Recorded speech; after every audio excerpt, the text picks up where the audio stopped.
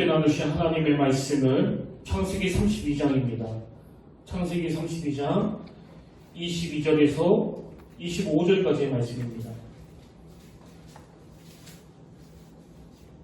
구약 49페이지에 있습니다. 창세기 32장 22절에서 25절까지의 말씀입니다. 우리 총 4구절인데요. 우리 다시 한 목소리로 봉독하기를 원합니다.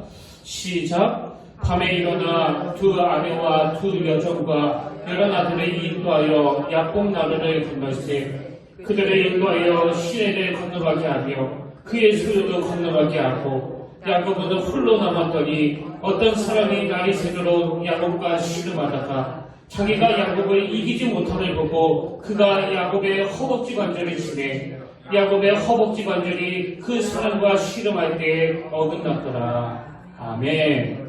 할렐루야. 반갑습니다. 우리 함께 인사 나누기 원합니다. 참 잘 오셨습니다. 네, 주님의 이름으로 환영하고 또 축복합니다. 오늘도 주님의 놀라우신 역사가 이 자리에서 일어나기를 진심으로 축복합니다. 요즘에 저는 이 두려움과 관련된 말씀들을 예를 들면 시편 56편 3절 두려워하는 날에 내가 주를 의지하리니 또 디모데후서 1장 7절 하나님이 우리에게 주신 것은 두려워하는 마음이 아니요 오직 능력과 사랑과 절제하는 마음이지. 또 로마서 8장 31절 그런지 이 일에 대하여 우리가 무슨 말하리요 만일 하나님이 우리를 위하시면 누가 우리를 대적하리요. 이런 두려움과 관련된 말씀들을 찾아서 묵상하고 또 돌아보는 시간을 가지고 있습니다. 제가 왜 이런 시간을 가지냐면요, 지금 코로나19가 장기화되면서 너무 많은 성도님들 마음에 이게 도대체 언제 끝나는 건가 이런 두려움이 엄습하고 있다는 이야기를 제가 듣고 있기 때문이고요. 또 제가 지난주에도 TV에 보니까 지금 너무 많은 식당들이 그 폐업을 한다는 겁니다. 손님이 없어도 이렇게 없을 수 있나 그러면서 지금 1년 넘게 참고 견디고 있지만 이게 도대체 언제 끝날지 모르는 그런 미래에 대한 두려움 때문에 그래서 그 프로에서 폐업하시는 어떤 사장님이 막 울먹울먹 하면서 눈물을 흘리는 그런 장면을 보면서 오늘 우리 성도님들 중에도 이런 고통 중에 있는 분이 있으실 텐데 그런 생각이 드니까 참 먹먹한 마음을 갖게 되는 겁니다. 이처럼 지금 경제적으로 고통을 당하고 또 이런저런 문제로 어려움을 겪고 또 자녀 문제로 막 씨름하고 이런 것들도 우리를 참 두렵게 하지만요. 무엇보다도 많은 목회자들이 이 코로나19로 상상을 초월하는 이 한국교회를 향한 이 비난 이걸 가지고 지금 심히 두려워하고 있는 상황이거든요. 아니 지금 교회는 복음을 전해야 되는데 이렇게까지 교회 이미지가 땅에 떨어졌어야 되겠는가. 아니 지금 너무 많은 청년들이 교회를 떠나고 있다고 통계가 그렇게 말을 하고 있는데 이건 너무 속수무책 아닌가. 이런 것들이 지금 많은 목사님들을 두렵게 만들고 그건 저도 마찬가지입니다. 이렇게 온 나라가 코로나19 확산으로 참 두려움에 빠져있는 그런 현실인데요. 사실 저와 여러분도 이 교회에 대한 그 사명의 무게 때문에 또 다른 차원의 두려움을 지금 다 같이 느끼고 있는 상황 아니겠습니까? 예를 들면은 우리 교회 사정을 잘 아는 어느 분이 저에게 목사님 너무 안 그래도 힘든데 그 교회 장로님까지 나가셨으니 이제 또 얼마나 힘드시겠습니까? 지금 외부에 있는 분이 이렇게 말씀하실 정도면 우리 교회 성도님들이 가지고 있는 그 장래에 대한 두려움은 그 이상 아니겠습니까?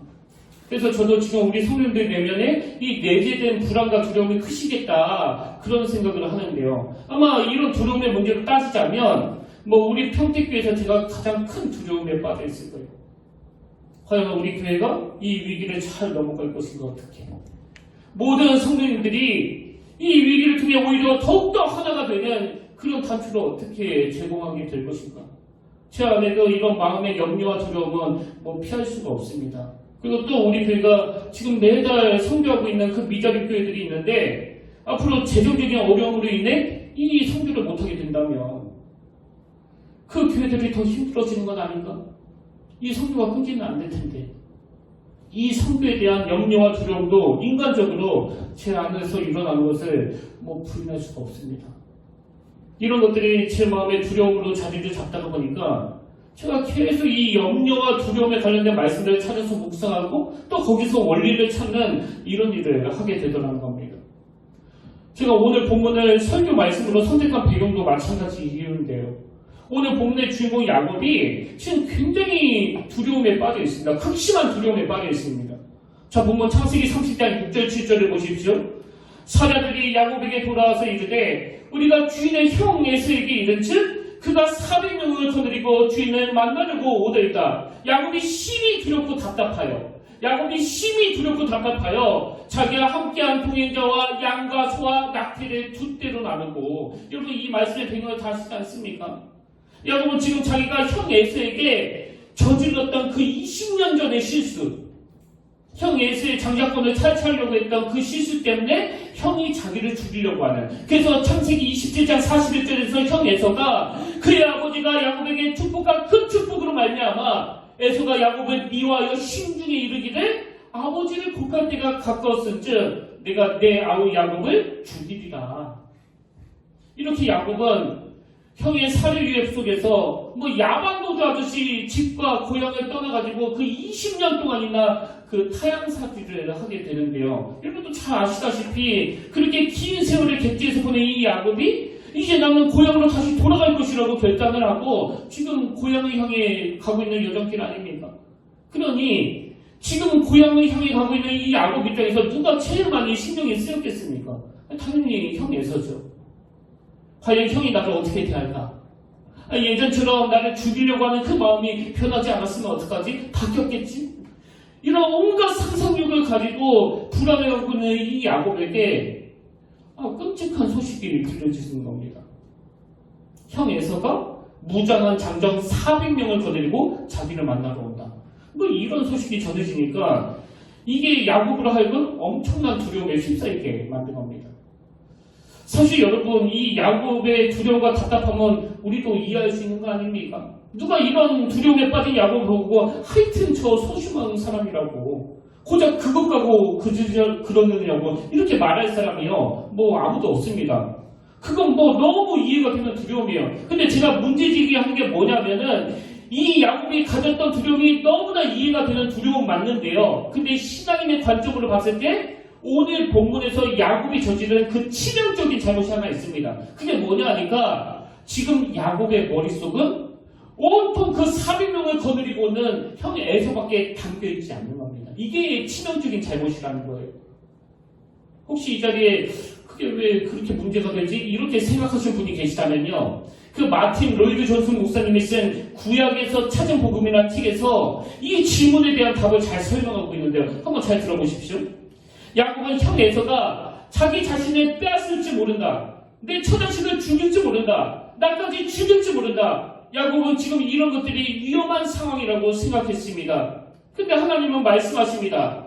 사랑하는 야곱아, 너에게 필요한 건 에서와 화해하는 것이 아니라 나와 화해하는 것이다. 야곱아, 너는 가장 큰 위험이 무엇인지 모르겠다. 네가 진짜 고려해야 하는 것은 에서가 아니라 나 여호와 하나님이다.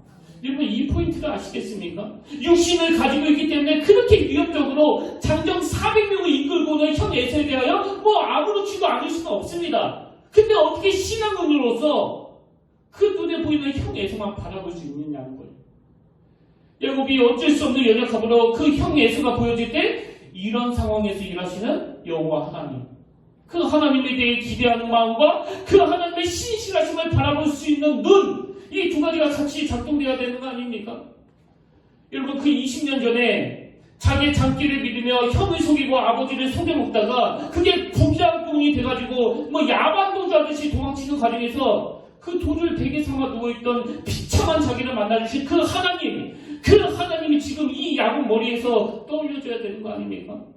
그리고 그가 20년 전에 그 광야에서 너무너무 감격해서 외쳤던 그 선포, 창세기 28장 16절, 야곱이 잠에 깨어 이르되 여호와께서 과연 여기 계시거늘 내가 알지 못할 거다. 이 선포가 떠올려져야 되는 거 아닙니까?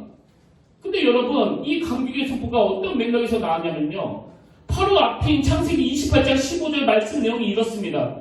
내가 너와 함께 있어. 네가 어디로 가든지 너를 지키며 너를 이끌어 이 땅으로 돌아오게 할지라. 내가 네게 허락한 것을 다 이루기까지 너를 떠나지 아니하리라. 근데 왜 야곱은 20년 전에 하나님이 주셨던 이 말씀이 떠올려지지 않느냐는 겁니다. 여러분 이 15절의 강조점을 달리해서 화면으로 다시 한번 보십시오. 내가 너와 함께 있어. 내가 너와 함께 있어. 그 다음 보세요. 네가 어디로 가든지 너를 지키며 너를 이끌어 이 땅으로 돌아오게 할지라. 여러분 야곱은 지금 장정 400명을 이끌고 위협적으로 자기에게 다가오는 이 형 에서를 볼 때 어떤 신앙의 모습이 같이 작동이 되어야 되는 겁니까? 비록 형이 내게 위협적으로 다가온다 할지라도 나는 괜찮다. 왜? 하나님께서 나를 다시 돌아오게 해주신다고. 나와 함께 하시고 나를 도와주신다고 약속하신다고. 근데 왜 야곱은 이 믿음이 작동이 되지 않느냐는 거예요. 그러니까 지금 야곱은 이 일하시는 하나님, 일하셨던 하나님, 약속을 주신 하나님, 함께 하시겠다는 그 하나님에 대해서는 경직이 돼가지고 새까맣게 잊어버리고 그 눈에 보이는 위험만 계속 바라보고 있으니까 그 두려움이 점점 더 강해지는 거 아닙니까? 그리고 이게 지금 코로나19를 맞아서 민낯이 다 드러난 우리의 모습은 아닙니까? 그 믿음이 작동되지 않는데 과거에 그 믿음 좋음이 무슨 소용이 있느냐고요. 제가 지난주에 말씀드렸잖아요. 한평생을 목회하시고 이제는 은퇴하신 목사님이 그동안 내가 참 충성했던 이게 도대체 뭔가, 그냥 종 땡땡 치면 침 흘리면서 그냥 기계적으로 사역했던 내 존재가 너무 초라하다는 그런 고백을 하면서 지금은 이분이 그것 때문에 아파하고 신음하면서 금식하면서 하나님께 매달리며 은혜를 구하는 이게 바로 신앙 있는 모습 아닙니까? 그래서 여러분 오늘 본문의 가장 중요한 포인트는요, 뭐 그렇게 야곱이 두려움에 휩싸였다 이게 포인트가 아닙니다. 그런 두려움에 빠져, 그런 초라한 자리에 빠져 믿음이라고는 하나도 작동되지 않는, 하나님을 경험하지 못한 그 불신자들하고 조금도 다를 바가 없는 그 초라한 자리에 빠져있는 이 야곱을 홀로 내버려 두지 않으시는 하나님, 그를 만나주시는 하나님, 그 보잘것없는 야곱하고 씨름해서 져주시는 하나님, 그 하나님의 은혜가 다시 이 야곱을 회복시켜주고 또 복구시켜주신 거 아닙니까? 그래서 이 야곱은요, 이 감격을 이렇게 노래합니다. 창세기 32장 30절. 그러므로 야곱이 그분 이름을 분이엘이라 하였으니 내가 이르기를 내가 하나님과 대면하여 보았으나 내 생명이 보존되었다 하더라. 나는 그 절망적인 밤에 약봉나루에서 여호와 하나님을 만났다. 그 하나님이 나를 다시 한번 두려움에서 벗어나 달려갈 수 있도록 은혜를 주셨다. 저는 오늘 본문 말씀을 여러 번 묵상하면서 정말 마음의 소원을 가집니다. 하나님, 지금 이 코로나19 때문에 너무 많은 성도님들이 마치 약봉나무 앞에 서 있는 그 야곱처럼 불안하고 두려운 시간들을 보내고 있는데, 하나님 저들 뇌리 속에 이 두렵고 불안한 코로나19만 꽉 차 있는 것이 아니라 오늘도 일하시는 하나님, 과거 이것보다 더 어려웠을 때 내가 어떤 은혜로 피할 수 있었는가를 떠올릴 수 있는 이 믿음이 작동되기를 원합니다. 그래서 이 믿음이 작동됨으로 말미암아 이 코로나19를 통해 다시 한번 하나님이 우리를 어떻게 인도하시고 도우시는가를, 그래서 우리도 창세기 32장 30절에서의 이 야곱처럼 야곱이 그분 이름을 분이엘이라 하였으니 내가 하나님과 대면하여 보았노라고 그렇게 고백하기를 원합니다. 제가 오늘 본문에서 야곱이 그 하나님의 임재를 경험하면서 깨달은 게 뭘까 그걸 상상해 보니까요, 참 많은 회개가 있었을 것 같아요. 내가 신앙인이라고 하면서 함께 하시는 그 하나님은 보지 않고 늘 형 예서만 보고 있는, 그동안 나는 하나님에 대해서 그저 내가 필요할 때 복이나 주시는 어떤 강력한 힘, 막연하고 추상적인 힘, 쓱쓱쓱 문지르면은 알라딘의 마술램프에서 지니가 펑 하고 나와가지고 주인님 뭘 도와드릴까요? 그 지니의 실체, 그 지니의 존재 이런 거 하나도 관심 없고 그냥 내 어떤 소원만 들으려는 어떤 막연한 힘. 야곱이 그동안 하나님을 그런 존재로 인식하면서 살았다면 이제는 야곱이 그 분야에서 그 하나님의 임재를 경험하면서 인격자 되신 하나님을 경험한 거 아닙니까? 그 하나님과 대면한 거 아닙니까? 하나님은 정말 내가 홀로 남아 두려운 밤을 보낼 때 실제적으로 나와 교제할 수 있는 인격을 가지신 나의 하나님 아버지가 되시는 분이다. 여러분, 우리가 이 코로나19에서 반드시 이 사실을 경험하셔야 된다는 거예요. 이런 관점으로 보면요, 크리스찬은 딱 두 종류입니다. 오늘 본문으로 말하면 약봉나루에서 하나님을 경험하기 이전의 크리스찬, 그리고 약봉나루에서 하나님을 경험한 이후의 크리스찬. 사실 야곱의 성도 그렇게 나눌 수 있습니다. 여러분, 오늘 여러분은 어느 부류에 속하는 크리스찬입니까? 우리가 알아야 되는 게 뭐냐? 기독교는 어떤 윤리나 도덕이나 철학이 아니고요. 우리 기독교는요, 십자하신 그 하나님, 그 하나님을 인격적으로 만나 그 하나님과 인격적으로 교제하는 신앙 공동체라는 사실이에요. 여러분, 지금 이 코로나19가 문제가 아니고 지금 이 상황이 너무너무 탄식하게 만들고 답답하게 만드는 건 오늘 교회의 수많은 신자들이 이런 관점으로 하나님을 바라보지 않는다는 겁니다. 그래서 제가 오늘 설교 제목을 두려워하는 날에 이렇게 정하지 않았습니까? 그 답이 제가 앞에서 읽어드린 시편 56편 3절에 이미 나왔습니다. 두려워하는 날에 내가 주를 의지하리이다. 이 3절을 제가 세 번역으로 보니까 너무너무 생생하게 다가오는 거예요. 자, 세 번역으로 보십시오. 두려움이 온통 나를 휩싸는 날에도 나는 오히려 주님을 의지합니다. 나는 하나님의 말씀만 찬양합니다. 내가 하나님만 의지하니 나에게는 두려움이 없습니다. 그 다음 보세요. 육체를 가진 사람이 나에게 감히 어찌하겠습니까? 이 말씀이 꼭 오늘 본문의 야곱에게 하시는 말씀같이 느껴지지 않습니까? 육체를 가진 사람이 감히 나에게 어찌하겠습니까? 그렇기 때문에 여러분, 코로나19 이 상황에서 또 우리 내면에 두려움이 엄습할 때마다 어차피 우리는 인간이라 그 두려움을 떨칠 수가 없습니다. 저도 고백했잖아요. 저도 두려움이 많은 사람이에요. 그러나 그 두려움이 몰려올 때 바로 작동이 돼야 되는 건 우리의 믿음이에요. 무슨 믿음이요? 그 인격적인 하나님께서 오늘도 나를 위해 일하고 계시는구나.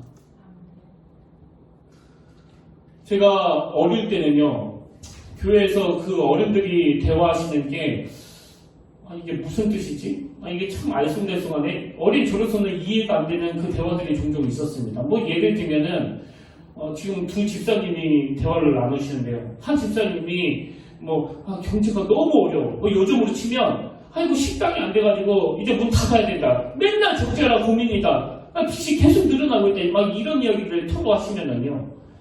그 얘기를 듣던 옆에 집사님이 뜬금없이 이제 소나무 뿌리 하나 뽑을 때가 됐네. 그런 말씀을 하세요. 아니 지금 이 적자나는 거랑 이 소나무 뿌리 뽑는 거랑 무슨 상관이죠? 초등학생인 제 머리로는 이해가 안 되는 거 아닙니까? 근데 제가 한 고등학생쯤 되니까요. 이제 그 신앙의 언어를 알게 된 거예요. 지금 무슨 문제를 만나 죽을 것 같이 힘들고 이 식당을 폐업해야 되나 말아야 되나 이 빚은 또 어떻게 갚나 이런 아픔을 막 토로할 때 소나무 뿌리 하나 뽑아야 되겠네. 그 말은 옛날 어른들 표현으로 지금이야말로 하나님을 집중해서 찾을 때가 됐다. 하나님께 부르짖을 때가 됐다. 그런 의미예요.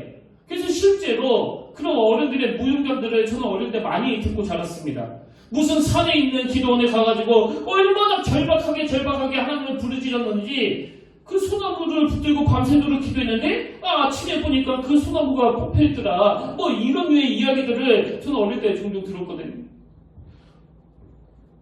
여러분 혹시 이 설교 듣고 지금은 그렇게 하지 마세요. 지금은 환경 문제 때문에 소나무 거는 큰일 납니다.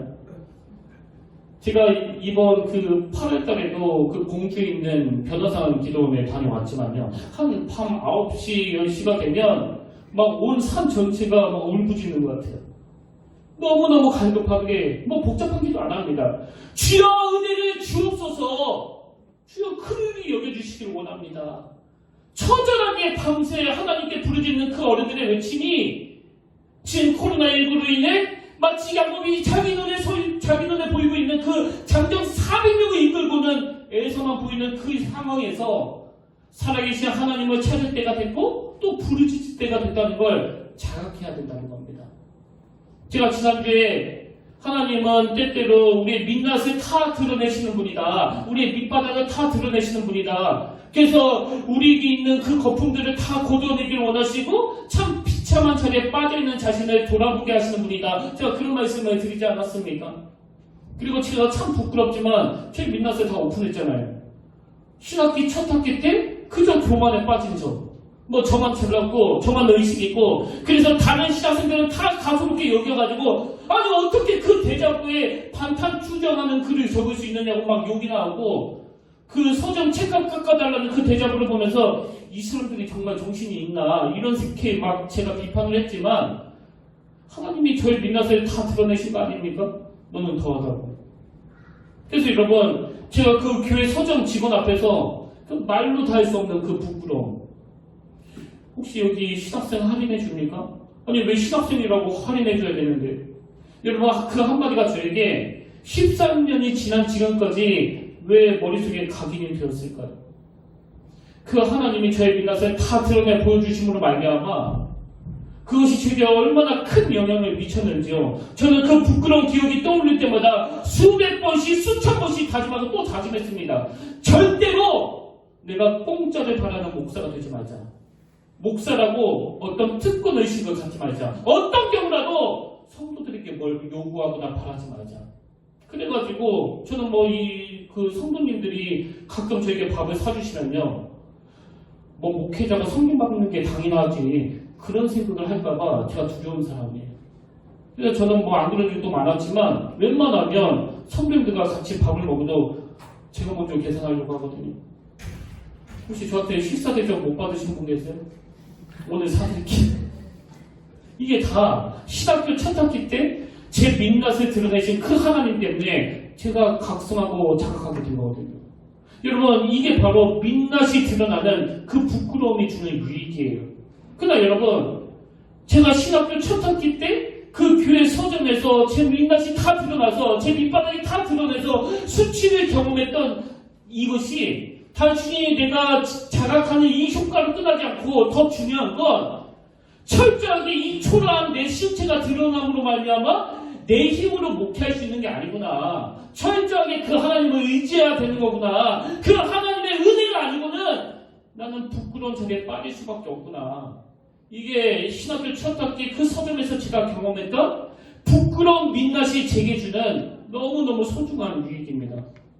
그래서 지금도요, 뭐라고 칭찬하든지 간에 형수님 저는 그 서점 여직원 앞에 서 있는 남 비판은 잘하면서도 자기 민낯을 몰랐던 이런 부끄러운 나를 계속 떠올리면서 그저 하나님 불쌍히 여겨주시길 원합니다. 하나님의 은혜가 아니면 나는 언제 나의 부끄러움이 온 천하에 드러날지 모르는 그런 초라한 인생입니다. 그렇게 하나님을 의지하는 도구가 되더라는 겁니다. 그래서 여러분, 오늘 코로나19로 우리 신앙의 밑바닥이 다 드러났다면, 민낯이 다 드러났다면 낙심하지 마시고요. 이제 하나님을 더 찾을 때예요. 더 의지할 때입니다. 하나님, 그 야곱나무 앞에 서 있는 야곱과 같은 초라한 존재지만 자격 없는 우리를 만나주시는 그 하나님의 은혜를 오늘도 사모합니다.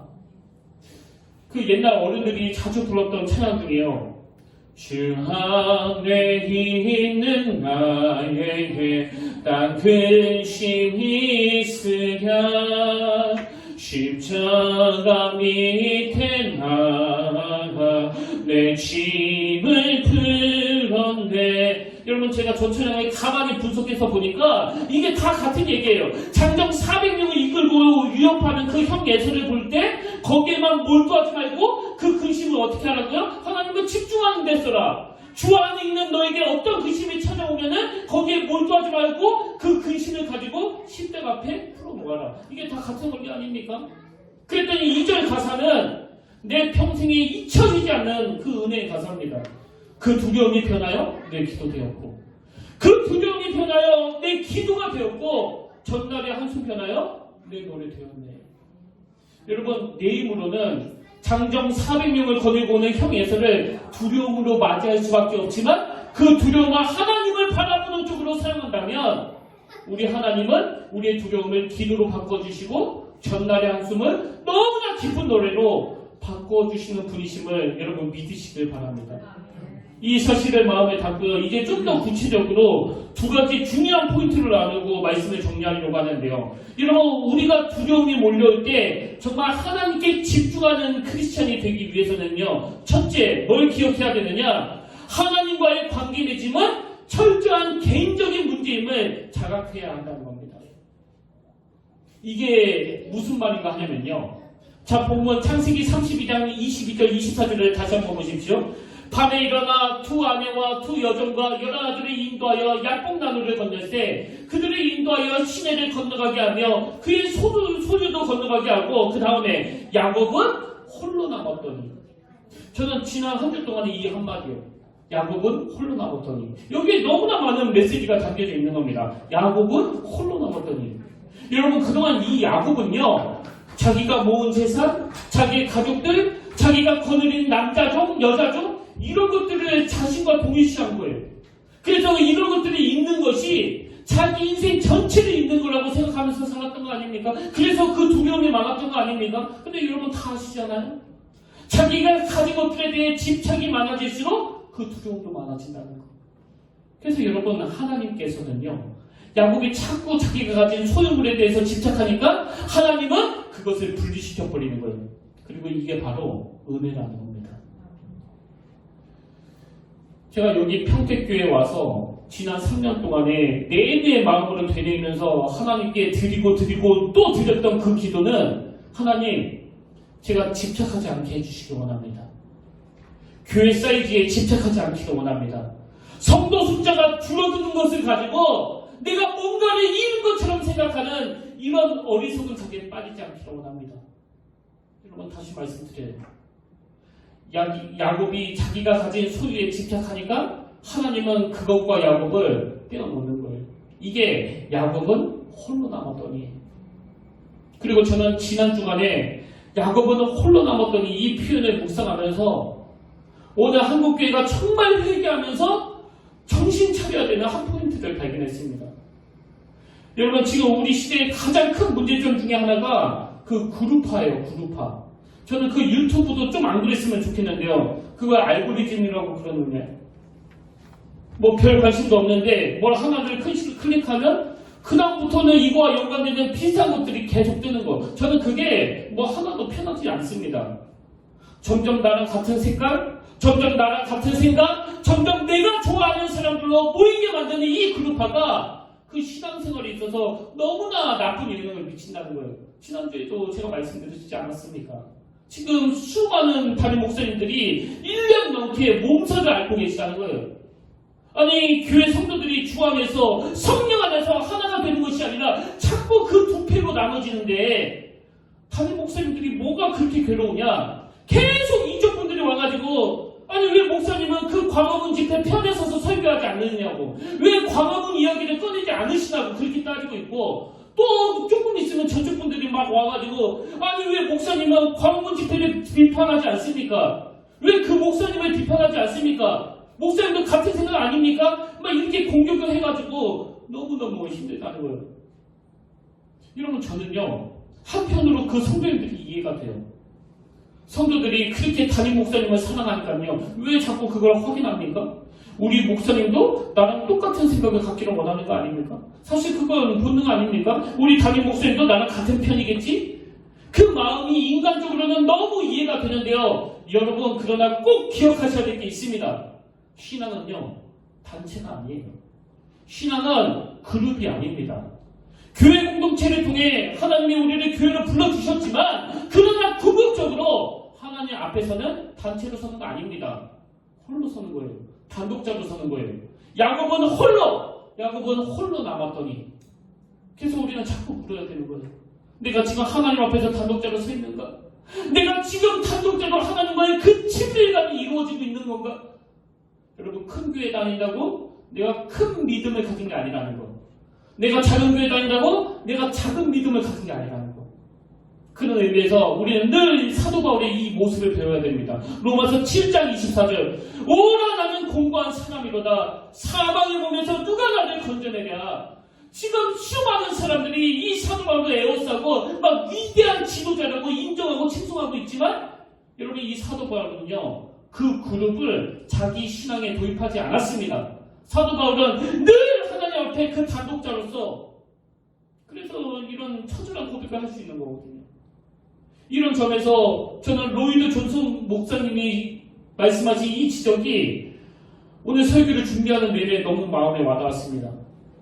제가 보기에 이 시대를 살아가는 우리에게 시급한 것은, 잘 들어보세요. 제가 보기에 이 시대를 살아가는 우리에게 시급한 것은 교회 밖에 있는 세상은 몹시 신경 쓰면서 자기 자신은 전혀 신경 쓰지 않은 사람이 너무 많다는 것입니다. 교회 밖에 있는 세상은 몹시 신경 쓰면서 자기 자신은 전혀 신경 쓰지 않는 사람이 너무 많다는 것입니다. 우리는 자신부터 살펴야 합니다. 아니 이 로이드 존슨 목사님은 오늘 한국교회를 들여다보고 돌아가신 것도 아닌데, 그리고 이분은 영국분인데 마치 오늘 한국교회를 들여다보고 있는 느낌이 드는 거예요. 여러분 지금이야말로 세상에 있는 밖에 있는 이 세상을 몹시 신경 쓰면서 자기 영혼이 어떤지에 대해서는 무관심한 사람이 너무 많다는 그 탄식이 나와야 되는 거 아닙니까? 여러분 하나님 앞에서는 홀로 서는 거예요. 단독자로 서는 겁니다. 하나님 앞에 단독자로 나가 하나님과의 친밀감이 어느 정도로 깊이 이루어지고 있는가, 이게 야곱은 홀로 남았더니에요. 그런가 하면 두 번째로 우리가 두려울 때 하나님께 집중하기 위해서는요, 이 하나님의 인도하심에 대한 신뢰를 가져야 된다는 겁니다. 제가 조금 전에 야곱은 홀로 남았더니 이 부분을 강조해서 말씀드렸는데요. 더 중요한 건 그 다음에 나오는 내용입니다. 자, 창세기 30장 24절을 다시 한번 보십시오. 야곱은 홀로 남았더니 그 다음에 어떤 사람이 날이 새도록 야곱과 씨름하다가, 제가 세 번역으로 보니까 더 와닿는 문장이 있었는데요. 자, 세 번역으로 한번 보십시오. 뒤에 홀로 남았는데 어떤 이가 나타나. 여러분 제가 방금 신앙은 홀로, 신앙은 단독자로 서는 거라고 말씀드렸지만 동시에 여러분 우리가 그렇게 하나님 앞에 단독자로 섰을 때 어떤 이가 나타나, 이 의미를 여러분 아십니까? 우리가 기억해야 되는 건요, 우리가 두려울 때 하나님께 집중해야 된다, 하나님을 찾아야 된다, 사실 이런 표현들은 온전한 표현이 아닙니다. 그냥 편의상 쉽게 툭툭 던지지만 정확한 표현이 아니에요. 더 정확한 표현은 여러분 우리가 두려울 때는 하나님이 우리를 찾아주시는 거예요. 그 하나님이 우리에게 다가오시는 겁니다. 그래서 제가 오늘 설교 제목은 짧게 두려워하는 날에는 이렇게 정했는데요. 사실 오늘 설교 제목은 이렇게 정해야 타당한 겁니다. 두려워하는 날에는 찾아주시는 그 하나님께 집중하기. 이게 제가 정말 원했던 설교 제목이에요. 두려워하는 날에는 찾아주시는 그 하나님께 집중하기. 그래서 저는 이 두려움에 빠진 야곱을 찾아주신 하나님, 이 어떤 이가 나타나, 이 표현을 자꾸 묵상하다 보니까요, 그 오래전에 나온 책입니다. 박영순 목사님이 쓰신 하나님의 열심. 그 책을 오래간만에 꺼내서 읽어보면서 제가 얼마나 오래를 받았는지 모릅니다. 하나님의 열심. 그런가 하면 이사야 9장 7절, 그 정성과 평강의 더함이 무궁하며 또 다윗의 왕자와 그의 나라에 군림하여 그 나라를 굳게 세우고 지금 이후로 영원히 정의와 공의로 그것을 보존할 것이라. 만군의 여호와의 열심히 이를 이루시리라. 또 이사야 37장 32절, 이는 남는 자가 예루살렘에서 나오며 피하는 자가 시온 산에게 나올 것입니다. 만군의 여호와의 열심히 이를 이루시리라. 만군의 여호와의 열심히 이를 이루시리라. 여러분, 야곱이 홀로 남았더니 어떤 이가 나타나 그 야곱을 붙잡고 동이 틀 때까지 씨름하며 그 가수로운 야곱에게 줘주시는 그 하나님의 은혜를, 그 하나님의 열심을 지금 코로나19가 지나가는 이 상황에서 꼭 경험하게 되시기를 바랍니다. 그래서 여러분, 야곱이 아무리 형 에서가 400명 끌고 오는 것이 자기에게 위험이 됐다고 할지라도 야곱은 그 상황만 몰두해서는 안 되고 20년 전 그 배달에서 홀로 광야에서 던져졌을 때 자기를 만나주신 그 하나님을 떠올렸어야 하고요. 그런가 하면 저는 이것과 관련해서 명언 하나를 메모해 놓고 있는데요. 이런 명언이에요. 두려움의 반대는 용기가 아니라 감사이다. 두려움의 반대는 용기가 아니라 감사이다. 여러분, 코로나19로 용기 내려고 애쓰지 마세요. 우리 그렇게 못합니다. 대신 감사하는 거예요. 그럼 뭘 감사해야 되느냐? 이것보다 더 어려웠을 때 하나님이 어떻게 나타나 찾아주시고 하나님의 어떤 은혜를 베풀어 주시고, 이것보다 더 절망적이었을 때 어떤 피할 길을 만들어 주셔서 내가 여기까지 오게 되었는가. 다시 말씀드려요. 두려움의 반대는 용기가 아니라 감사이다. 이 고백이 우리 교회 안에 흘러넘치기를 진심으로 축복합니다. 저는 오늘 결론을 이 찬양으로 맺기 원합니다. 우리가 잘 아는 찬송가 391장, 오 놀라운 구세주 예수의 주 참 능력의 주시로다. 큰 바위 및 안전한 그곳으로 내 영혼을 숨기시네. 저는 이 찬양 후렴이 내 인생의 주제가가 되기를 원합니다. 메마른 땅을 종일 걸어가도 나 피곤치 아니하며 여러분 예수 믿고 메마른 땅 다 없어져 옥토 같은 땅만 걸어서 피곤하지 않는 게 아닙니다. 메마른 땅을 종일 걸어가도 나 피곤치 아니하며 저 위험한 곳 내가 이를 때면 큰 바위 위에 숨기시고 주 손으로 덮으시네. 오늘도 찾아주시는 그 하나님 앞에 우리의 모든 경직을 내려놓고 우리의 불신앙을 내려놓고 그 하나님을 의지하면서 하나님 메마른 땅을 종일 걸어가는 이 상황입니다. 너무너무 위험한 그 숨쉬는 것조차 힘든 이 코로나19 상황입니다. 그러나 이때야말로 내 믿음이 작동되어 찾아주신 그 주님을 볼 수 있는 영안을 열어주시길 원합니다.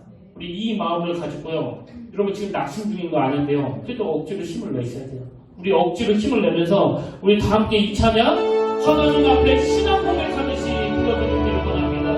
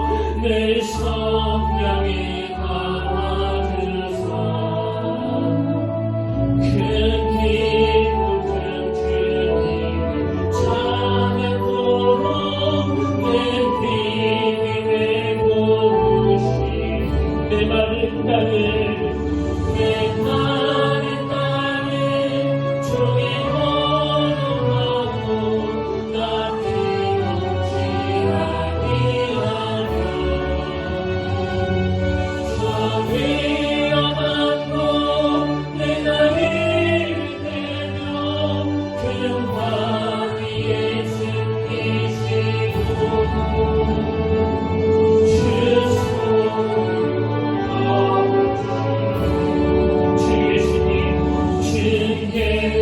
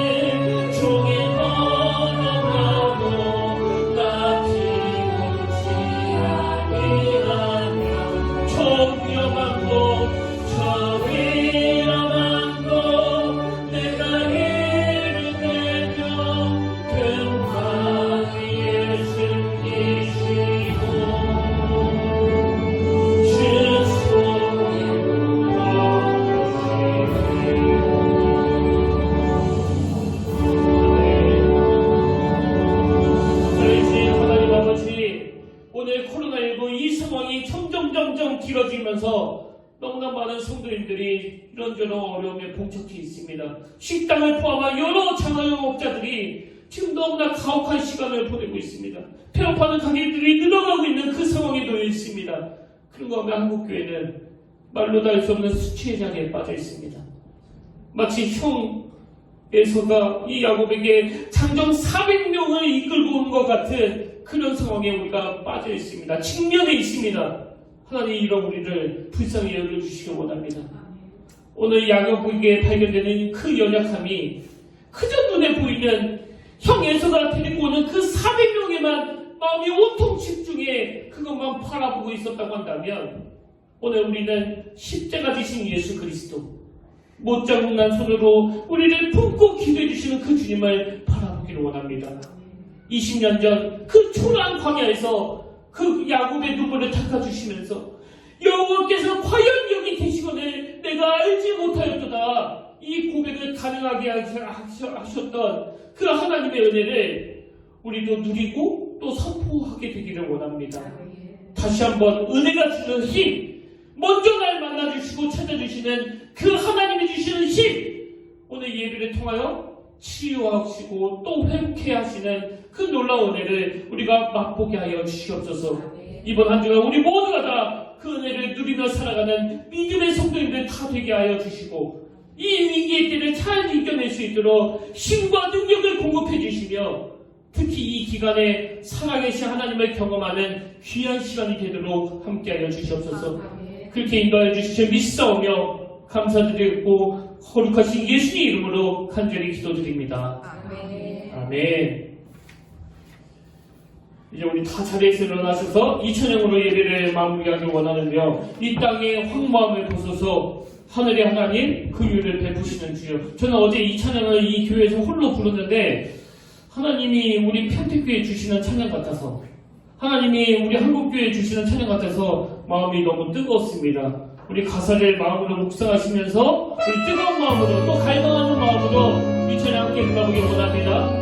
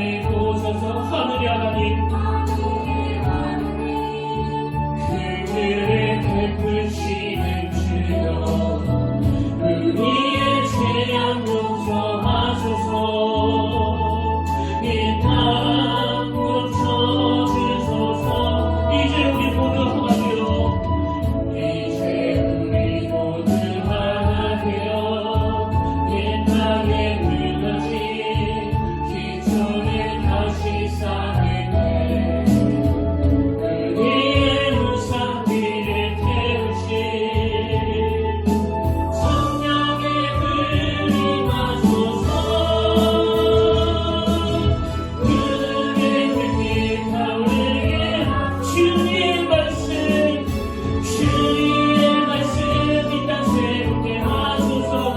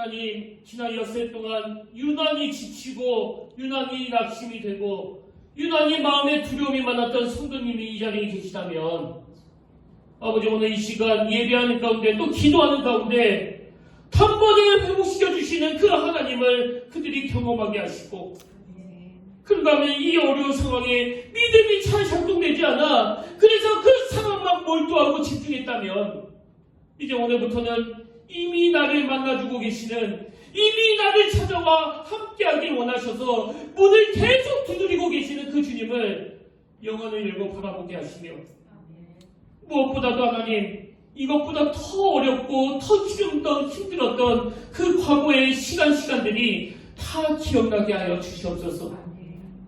손가락 하나 움직일 힘이 없었던 그때 주님이 어떤 은혜로 나를 만나주셔서 그것들을 극복하고 이 자리에 오게 되었던가를 떠올리며, 그렇게 하나님을 의지하며 이 어두운 긴 터널을 잘 이겨낼 수 있도록, 주님과 더불어 승리할 수 있도록 하나님 함께하여 주시옵소서.